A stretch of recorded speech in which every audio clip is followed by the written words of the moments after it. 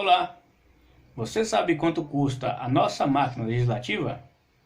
Vem comigo e vamos descobrir juntos quanto pagamos por tudo isso. Eu sou Leandro Roriz e esta é a arte da política.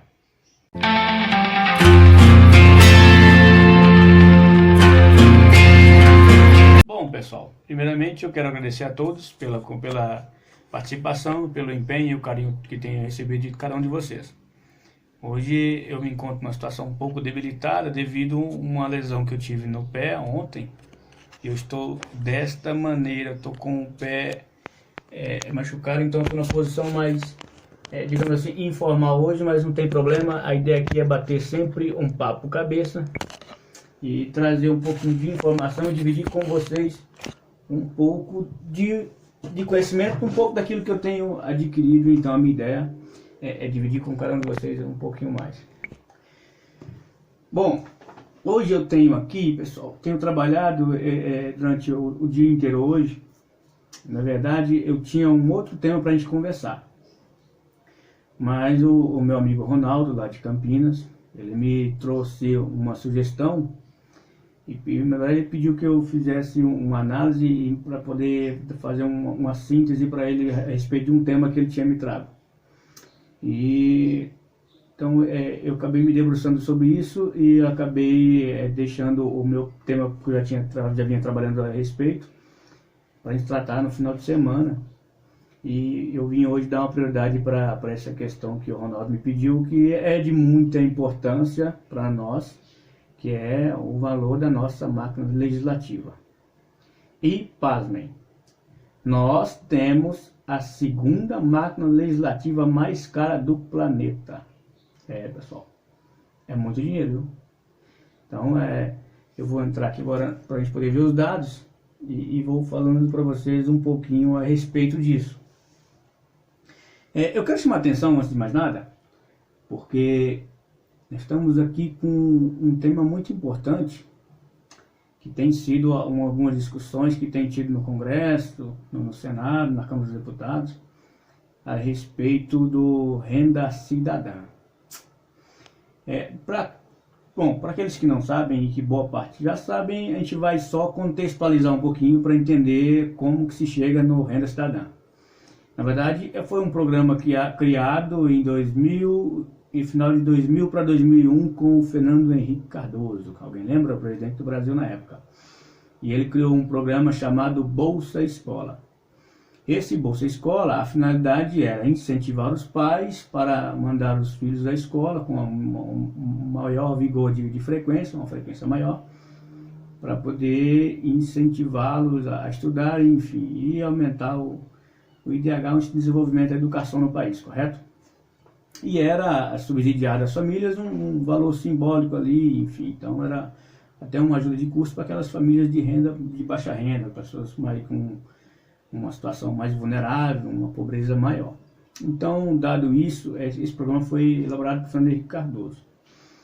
Depois, quando o governo do Lula entrou, o governo Lula vamos dizer assim, deu um aprimoramento. Logo em seguida foi feito, se não me lembro, um auxílio alimentação que tinha na época, junto com um Vale Gás. Então o governo Lula unificou todos esses programas e fez o Bolsa Família. Tudo bem.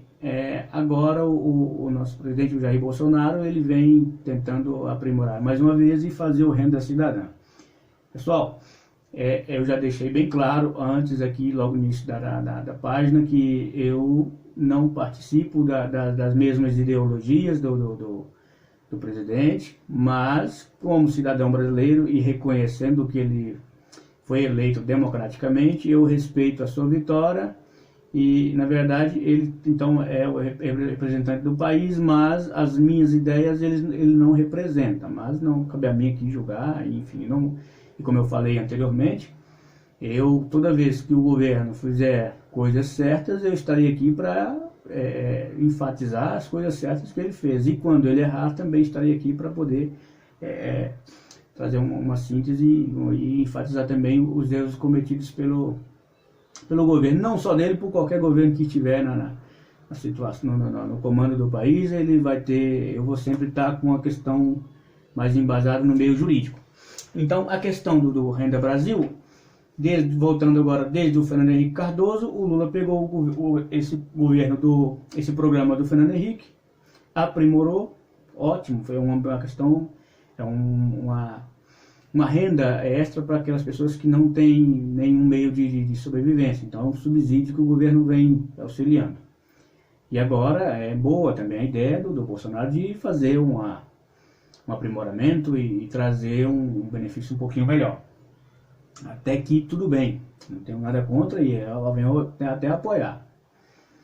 A minha visão, a minha perspectiva a respeito do governo estar subsidiando esses auxílios, enfim, na questão do social, eu tenho a minha posição é a seguinte: é obrigação do Estado prover para aqueles mais necessitados.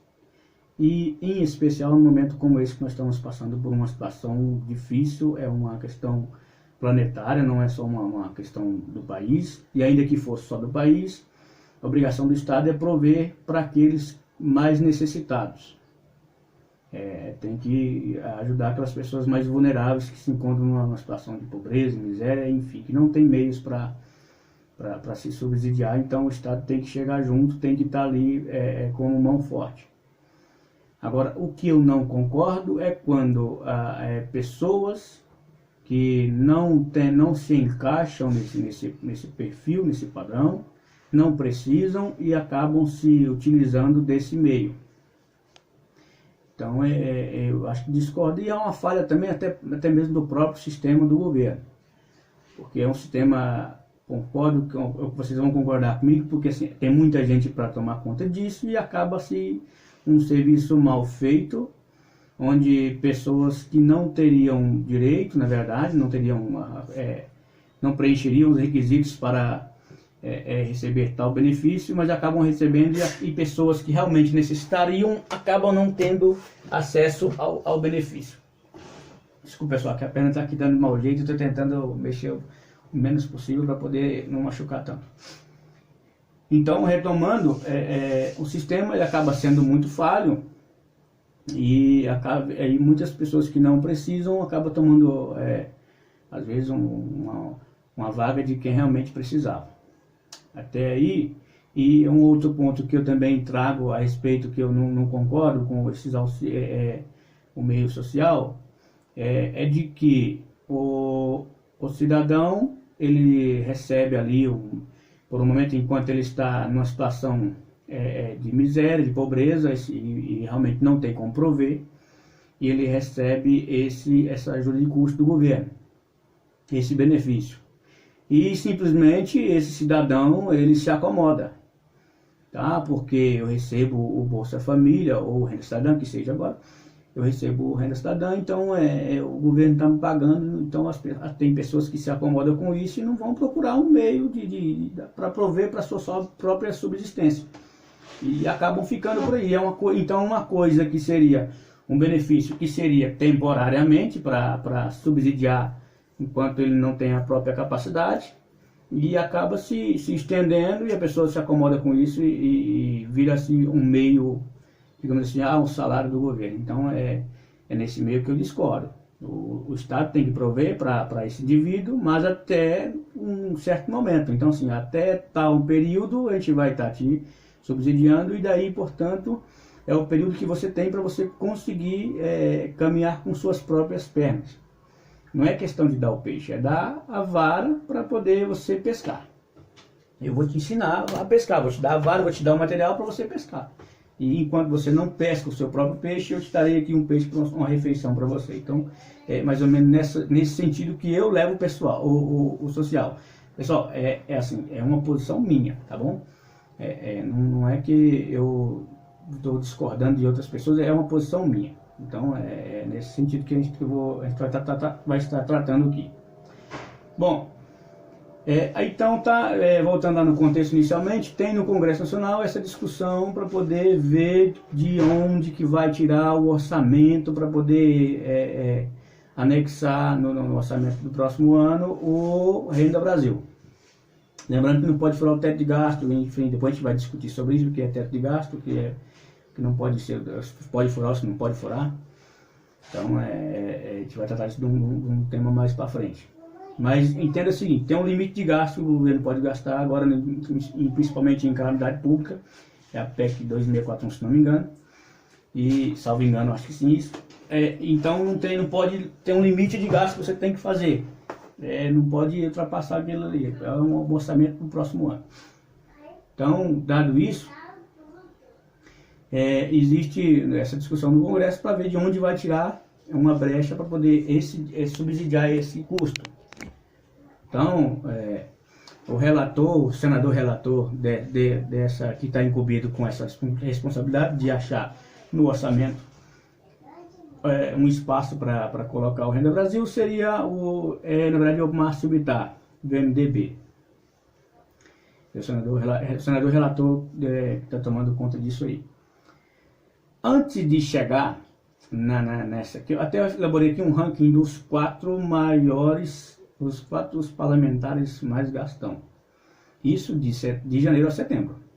Então, nem vou tocar nesse assunto agora. Vamos lá para a enquete, para a chamada que eu fiz logo mais cedo, a respeito da máquina, o quanto custa a nossa máquina legislativa. Então, eu levantei esses dados no portal da transparência da Câmara dos Deputados e do Senado também.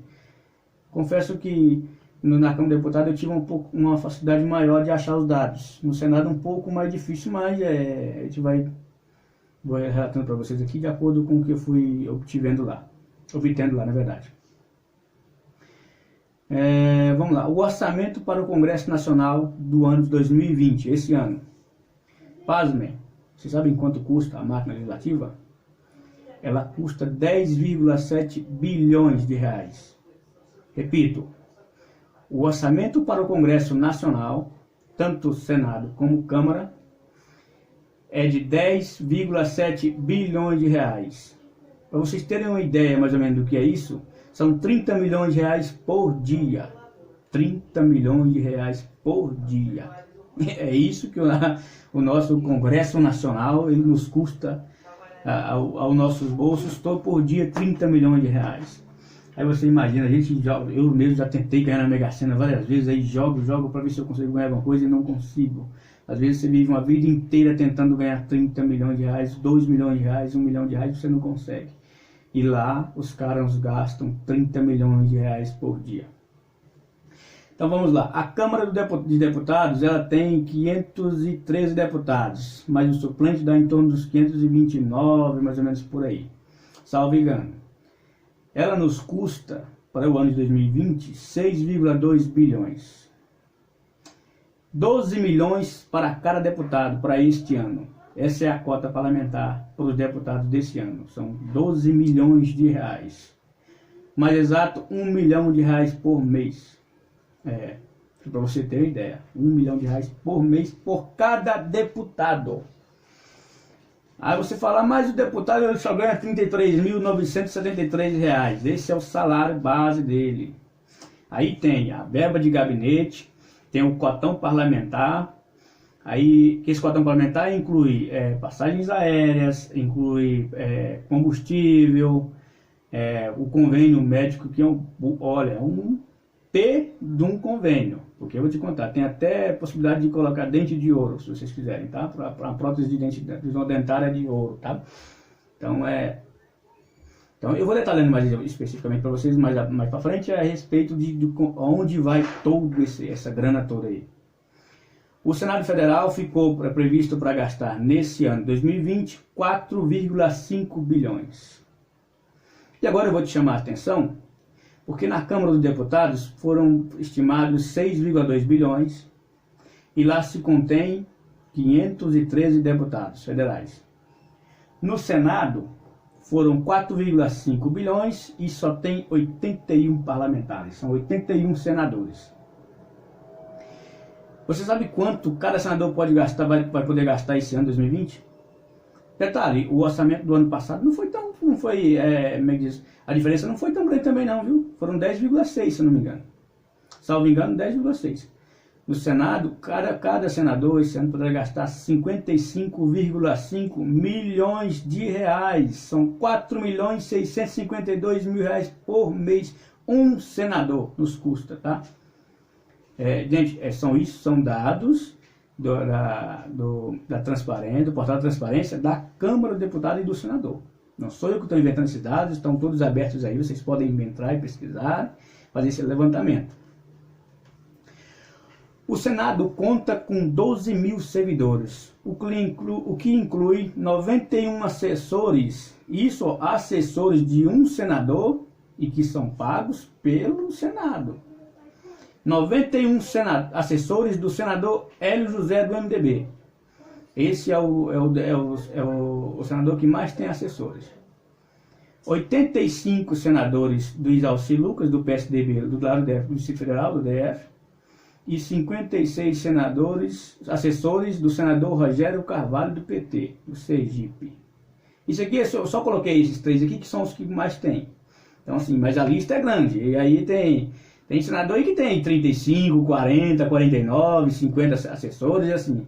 Eu, particularmente, acho que se você tem uma assessoria desse porte, desse tamanho, você tem que saber o nome de cada cidadão da sua cidade, do seu estado.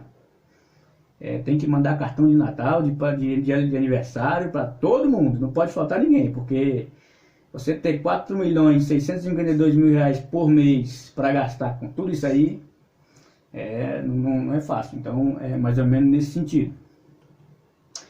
Vamos voltar um pouquinho lá para a Câmara dos Deputados. A Câmara paga um auxílio moradia de R$ 4.253 para aqueles deputados que não utilizarem os apartamentos funcionais na própria Brasília.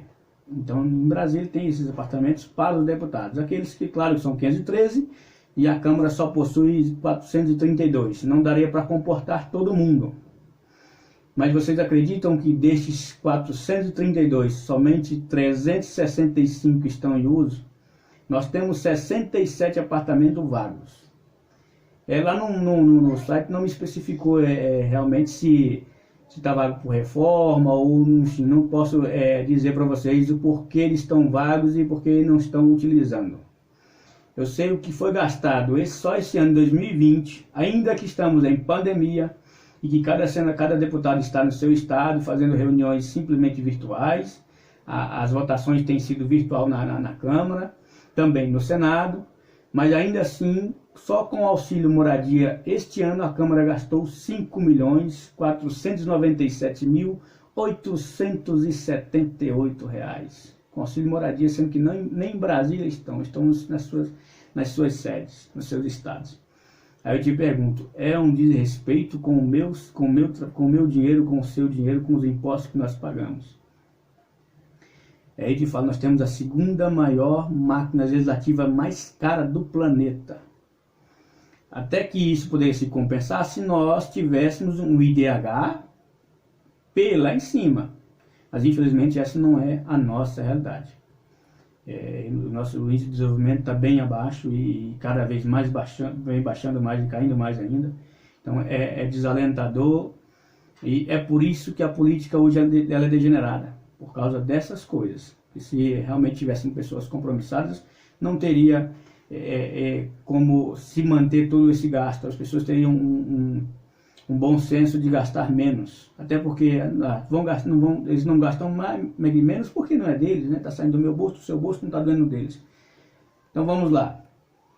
A verba de gabinete para cada deputado em 2020 é de R$ 111.675 por mês. Em 2018, esse valor era de R$ 92.053. Teve um aumento aí de mais ou menos quase R$ 20.000. Aí você fala, para que serve a verba de gabinete? Para compra de material, tinta, papel, caneta, xerox, office boy, enfim, todo um material que dizem que utilizam. Eu não acredito que você consegue usar R$ 111.000 todo mês só com o gabinete.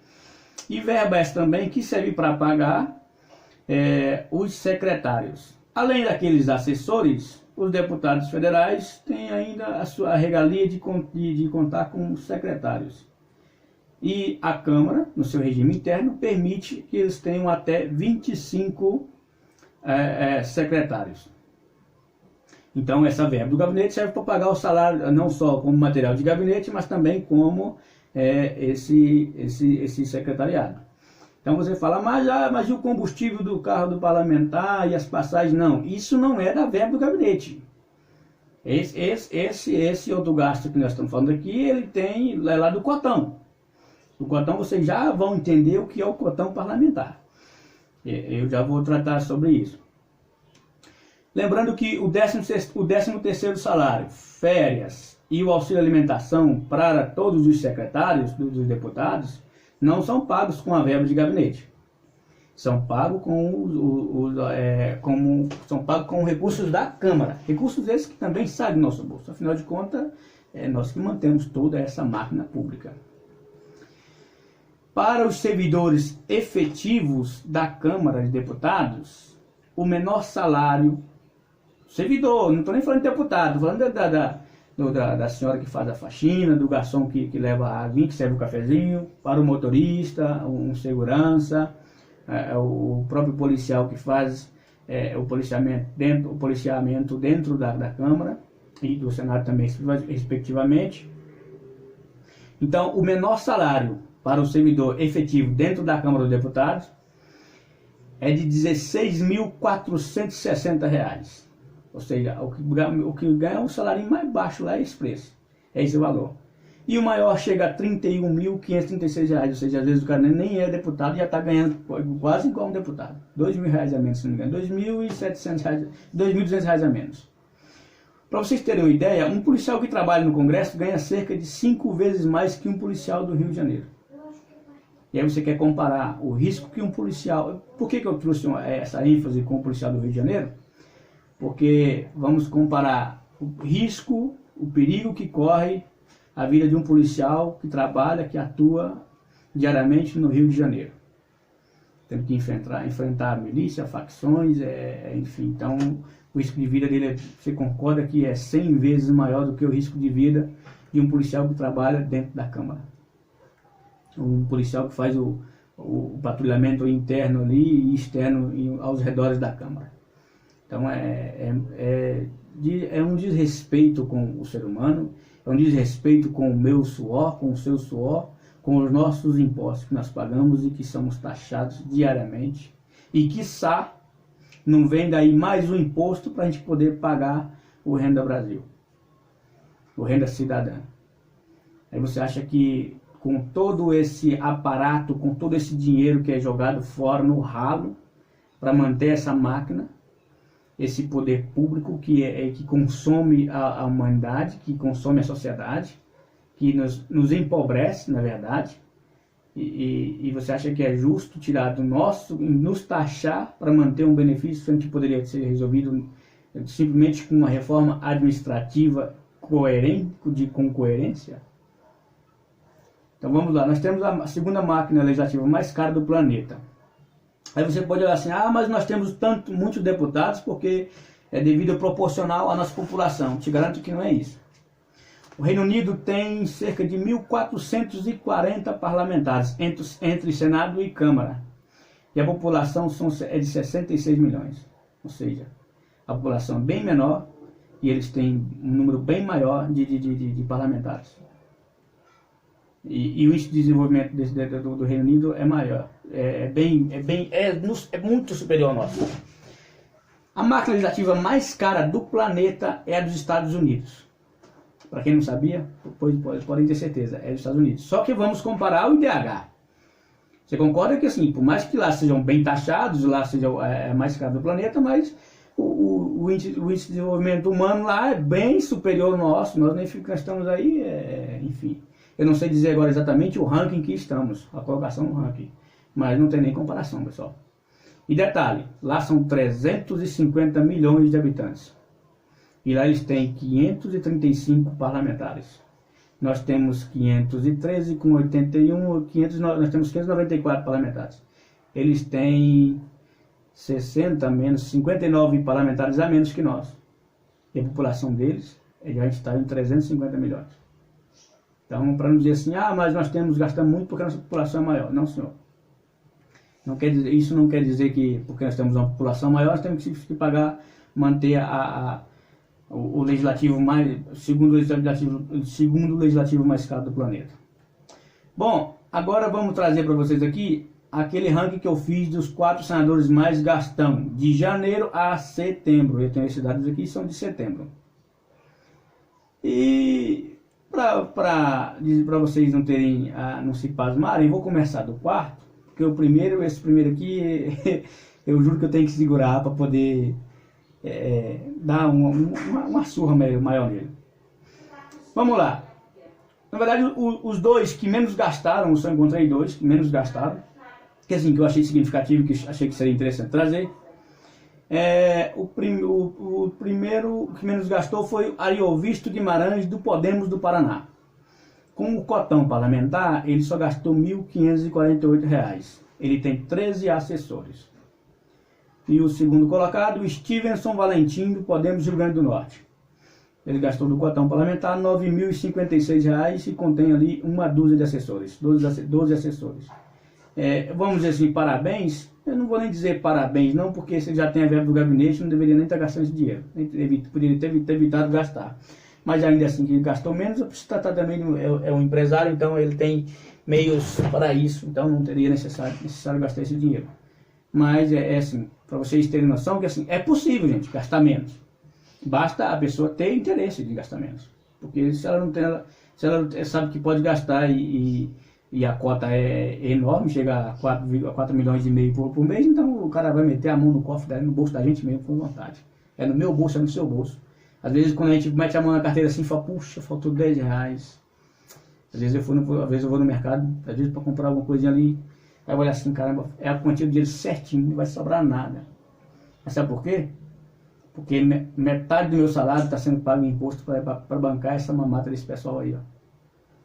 Às vezes aquele dinheirinho que falta para você no final do mês, aquela continha que faltou pagar, está sendo enviado para manter essa máquina pública.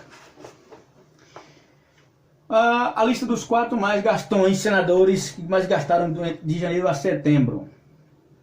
Em quarto lugar vai ficar o Fernando Collor, do PROS.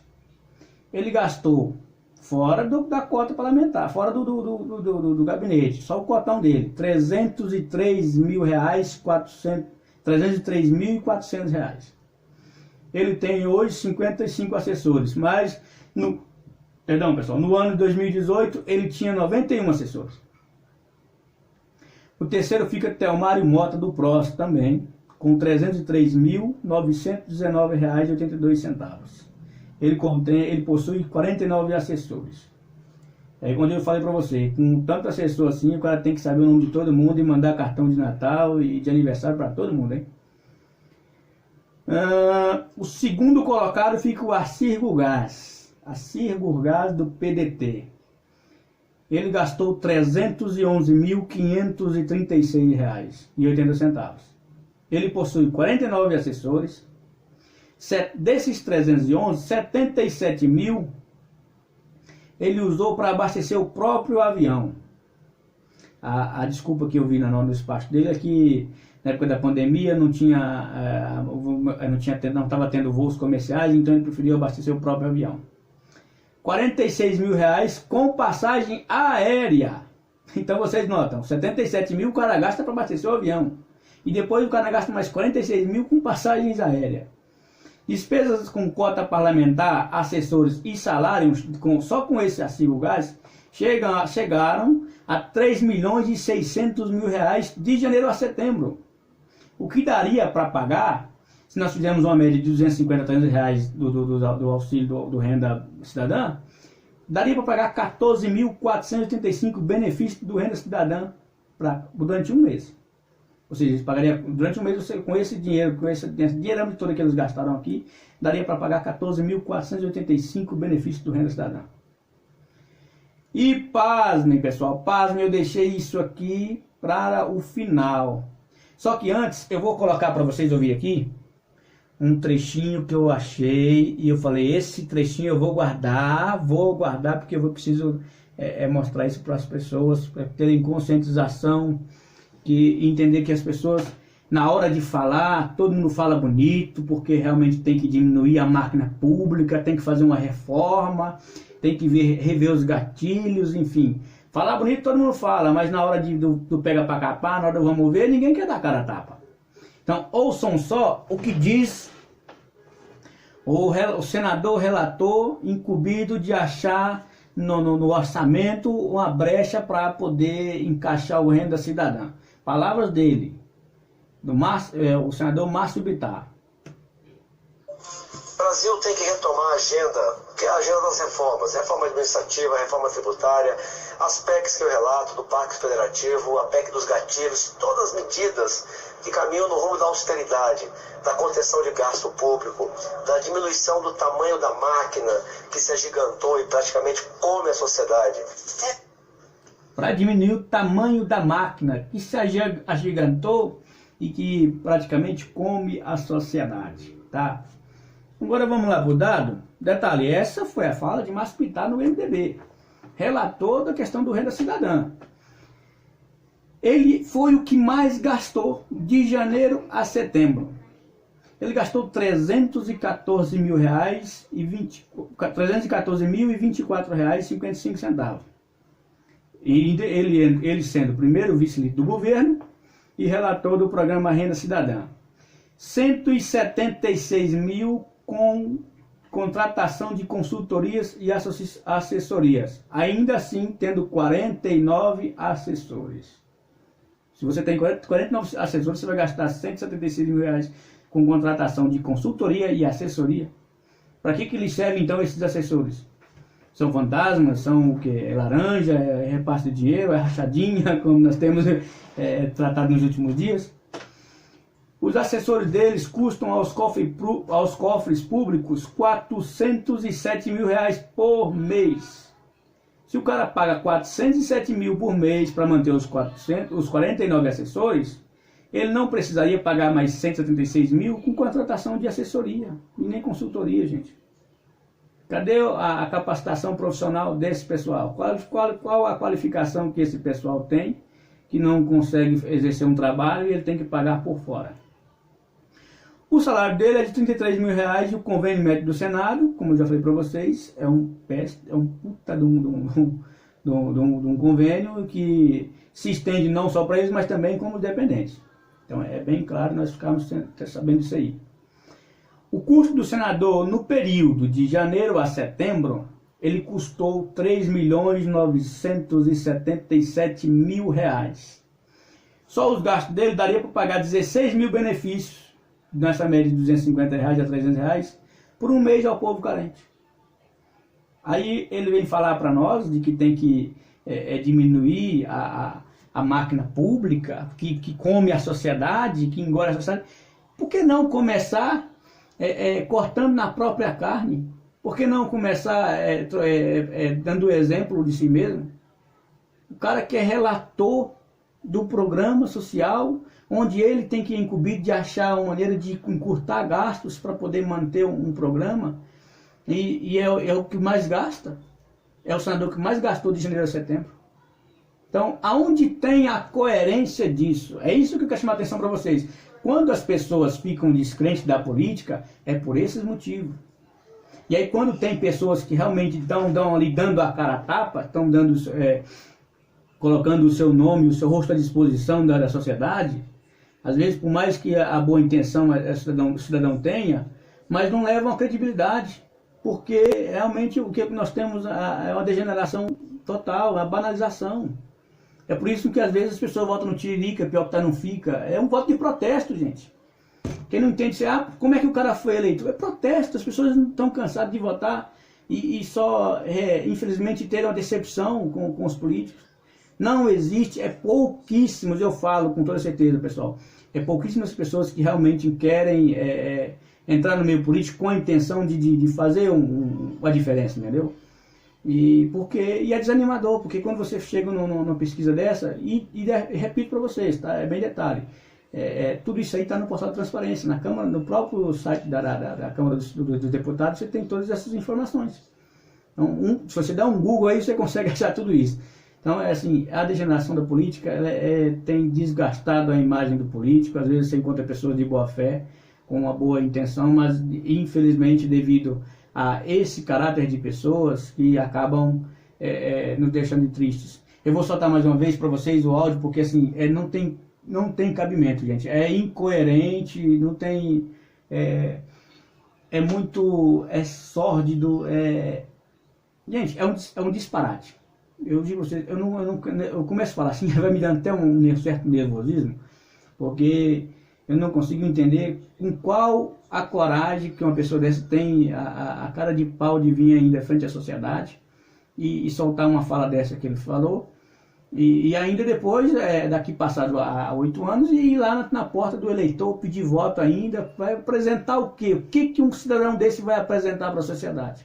Não só ele, mas como muitos também estão na mesma linha, no mesmo segmento aí. Então, pessoas que realmente querem um comprometimento com a política e com a sociedade, querem fazer política, não é politicagem, é poucas, são mínimas as pessoas, gente.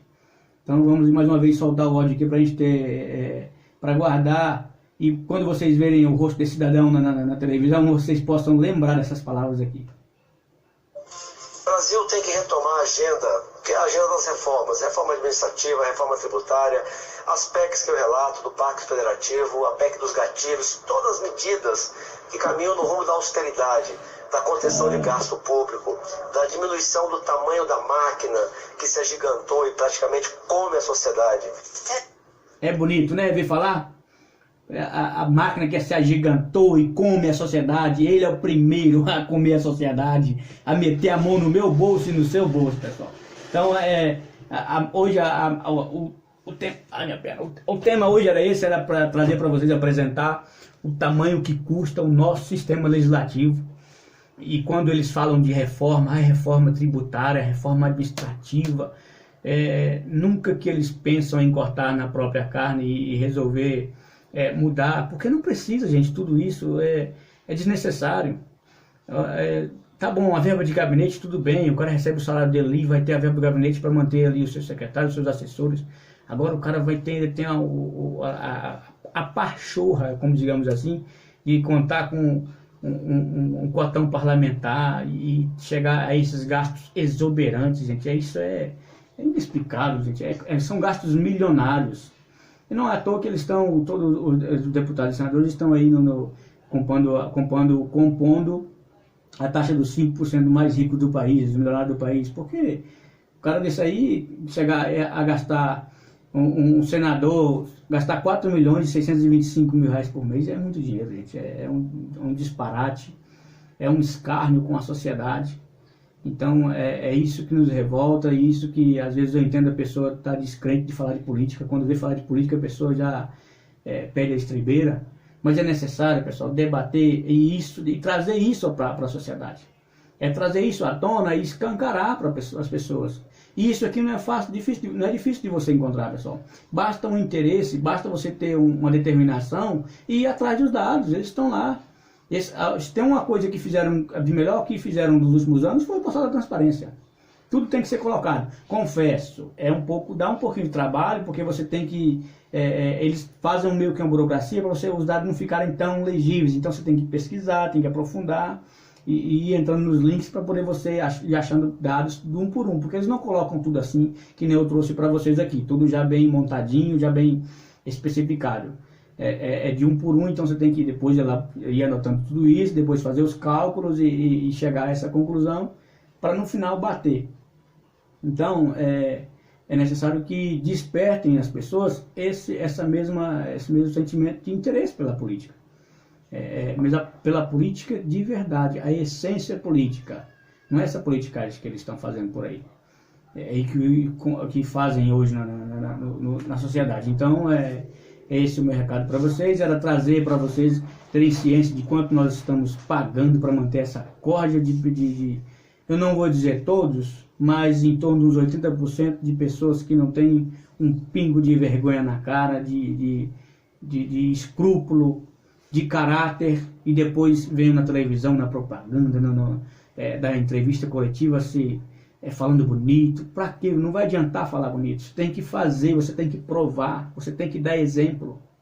Você que é eleito, você é deputado, senador que é eleito, você que vai ser eleito vereador, prefeito agora no próximo pleito em novembro, dia 15 de novembro, você tem que dar o exemplo.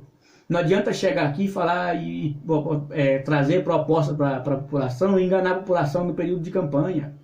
Você tem que, primeiramente, chegar lá, ver, analisar a real situação, ver o que pode ser possível de fazer e fazer acontecer. Para quando, se você for terminar o mandato, quando você terminar o mandato, você tem uma prestação de conta com a sociedade a qual ele elegeu e você apresentar, olha, o projeto que eu apresentei foi esse, o que foi realizado foi esse. Caso você apresente um projeto na Câmara não foi aprovado, olha, o projeto que eu apresentei foi esse, a votação foi tal, não consegui ser aprovado, mas mostra o que você fez. Agora você não faz nada, não apresenta nada e daqui a 4 anos vem de novo na cara do eleitor pedir voto. É um escárnio com a população. É necessário uma conscientização das pessoas para escolher os seus representantes e o mais importante ainda, esses representantes ter consciência que eles estão entrando ali em serviço, para prestar um serviço para a população. Eles não estão lá porque para poder serem marajás, que nem estamos vendo aqui. Eles estão lá para prestar um serviço, estão lá a serviço do povo. O povo é que os elege para ser representado. Eu não me sinto representado por nenhum desses senadores aqui.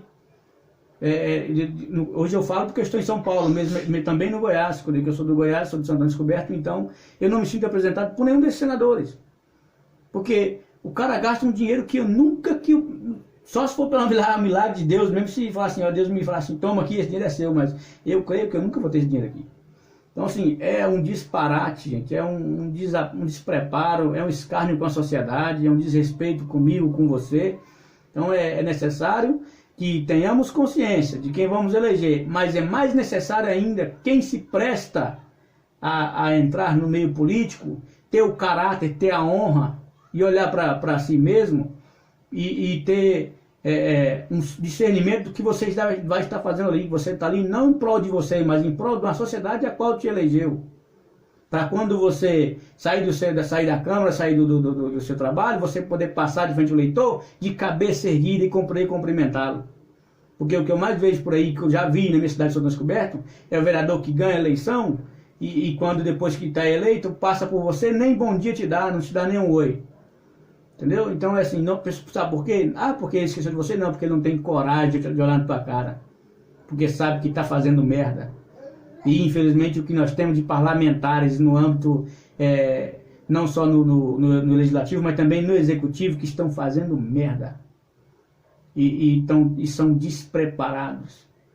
Aí outro dia eu ouvi um candidato dizer que não vamos nos iludir por esses que se dizem muito estudado, que não é muito sabedor. A gente não precisa disso aqui não, precisa sim.